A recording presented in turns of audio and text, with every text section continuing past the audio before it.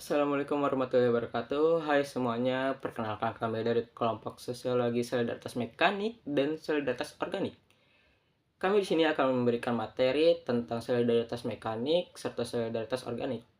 Sebelum kita lanjut, perkenalkan di atas saya ada foto dari Bapak David Emil Durkheim.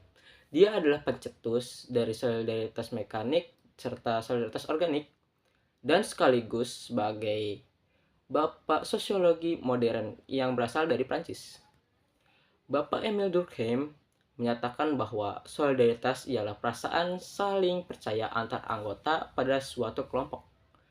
Menurut buku The Division of Labor in Society yang ditulis Bapak Durkheim pada tahun 1893, menyatakan bahwa pertumbuhan pada pembagian kelompok atau kerja meningkatkan suatu perubahan dalam struktur solidaritas sosial mekanik ke solidaritas organik.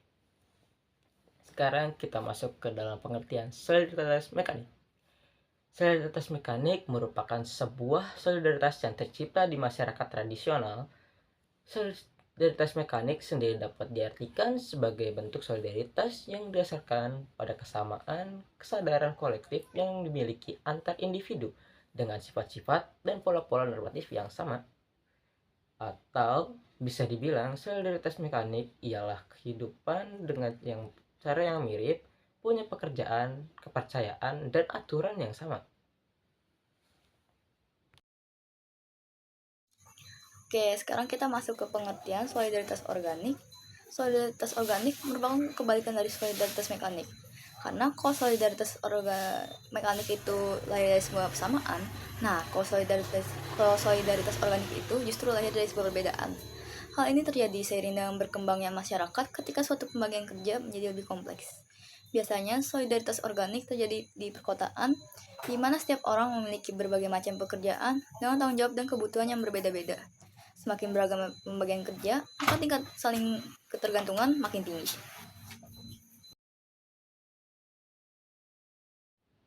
Sekarang kita masuk ke contoh solidaritas mekanik.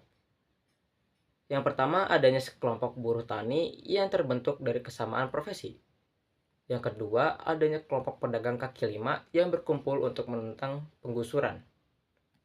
Yang ketiga, adanya masyarakat adat yang terbentuk karena kesamaan norma atau kepercayaan.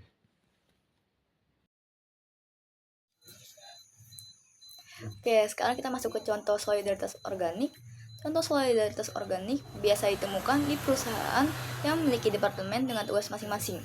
Misal bagian administrasi yang mengurus hal teknis ke tata usahaan, bagian sales yang bertanggung jawab akan target penjualan. Semua departemen saling bekerja sama sesuai peran masing-masing untuk memenuhi tujuan bersama. Oke, di sini ada sumber-sumber. Yang pertama itu sumber informasi. Informasi kita dapatkan dari yang pertama itu dari website thenews.com dan yang kedua itu dari website kompas.com. Lalu untuk sumber gambar ada 3. Yang pertama itu gambar David Emily Durkheim itu berasal dari website wikipedia.com. Lalu yang kedua gambar buruh tani itu berasal dari website resmi Universitas Gajah Mada. Yang ketiga, gambar orang sedang bekerja itu berasal dari website alldokter.com. Oke, sekian presentasi dari kami. Mohon maaf bila ada kesalahan kata selama penyampaian materi. Saya, Askaniara Ansya Titania Sutanto, dan rekan saya, Marcel Nanda Saputra, izin pamit undur diri. Terima kasih. Wassalamualaikum warahmatullahi wabarakatuh.